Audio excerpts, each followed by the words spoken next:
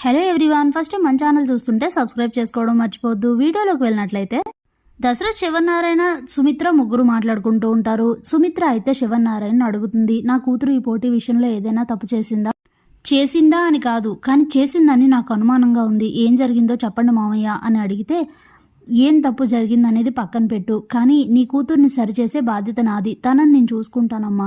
ఇవన్నీ నువ్వు మైండ్కి తీసుకొని నీ ఆరోగ్యం పాడు చేసుకోవద్దు. ఇప్పుడిప్పుడికే కుదుట పడుతున్న నీ ఆరోగ్యాన్ని మళ్ళీ సమస్యల్లోకి లాగొద్దని చెప్తాడు శివనారాయణ. వీళ్ళ ముగ్గురు మాటలు పక్క నుండి వింటూ ఉంటుంది జ్యోత్స్న. కానీ నా కూతురు ఏదో తప్పు చేసిందని అర్థమవుతుంది. అలాగే అత్తయ్య గారు ఏదో తప్పు చేశారు. దేనికి సంబంధం ఉందో లేదో నాకు తెలీదు, కానీ అత్తయ్య గారికి శిక్ష వేశారు.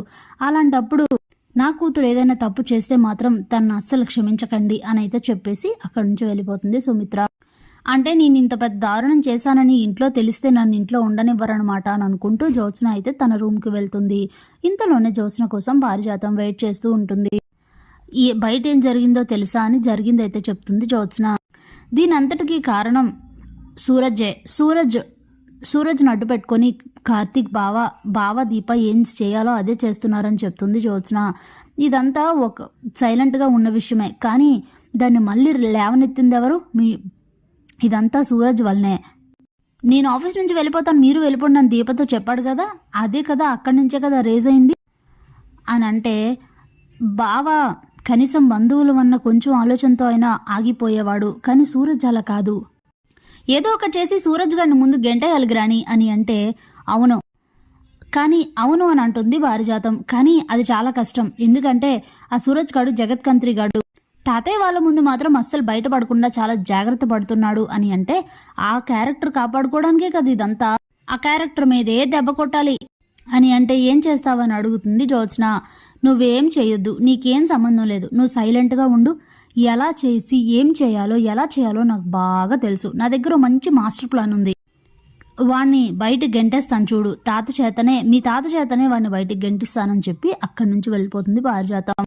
మళ్ళీ ఇగరాని ఏ పిచ్చి పని చేస్తుందో, మళ్ళీ నన్ను ఎక్కడ మధ్యలోకి లాగుతుందో, ఇప్పటికే అందరికీ నా మీద కోపంగా ఉందని ఆలోచిస్తూ ఉంటుంది జ్యోత్స్న.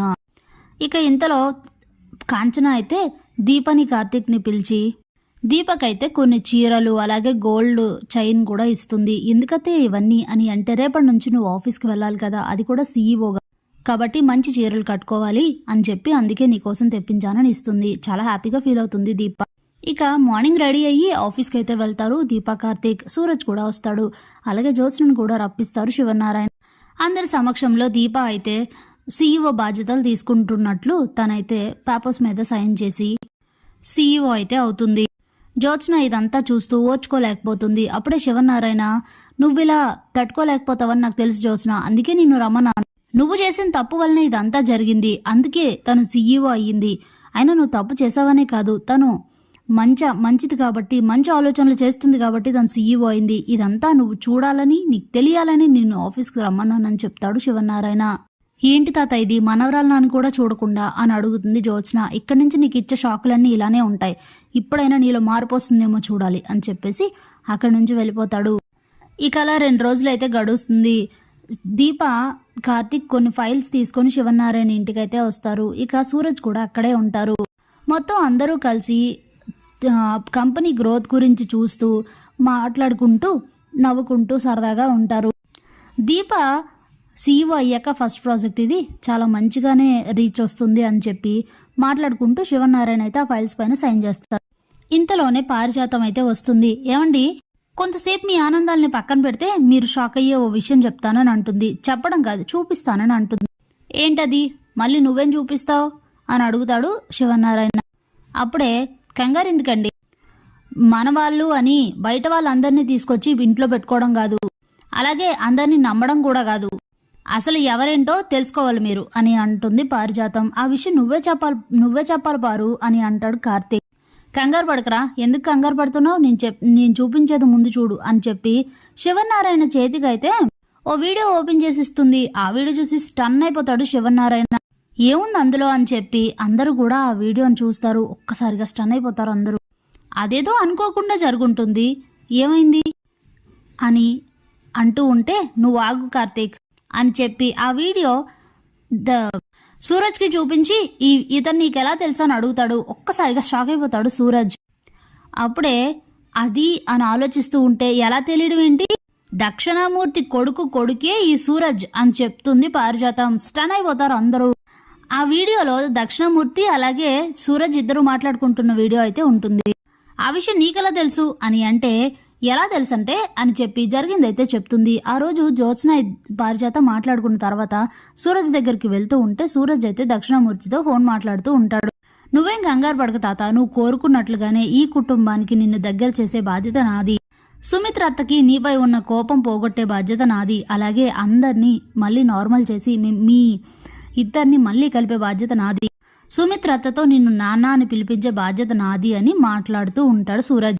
ఈ మాటలు విని ఫస్ట్ అయితే షాక్ అవుతుంది పారిజాతం. ఒక్కసారిగా అమ్మ బాబోయ్ అనుకుంటూ, పోన్లే నాకు మంచి అవకాశం దొరికింది, నిన్ను గెంటేయడానికి నేనేం కష్టపడక్కర్లేదు, నిన్ను ఫాలో అయితే చాలు, ఏదో రోజు దక్షిణామూర్తితో మాట్లాడడం ఖాయం, అప్పుడు నాకు ఆధారం దొరకడం ఖాయం అని అనుకుంటూ తనను కొంచెం ఫాలో చేసేసరికి ఇద్దరు మాట్లాడుకుంటున్న వీడియో అయితే తీసుకొని వస్తుంది పారిజాతం.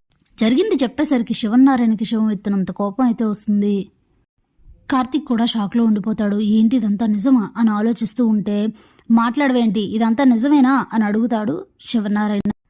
నిజమే సార్, కానీ మొదట కావాలని మీ కుటుంబంతో నేను వచ్చి కలవలేదు, అనుకోకుండా మీ మనవరాల వల్లనే ఇదంతా జరిగింది. ఆ తర్వాతే ఈ కుటుంబం మా తాతకి సంబంధించిన కుటుంబం అని తెలిసింది.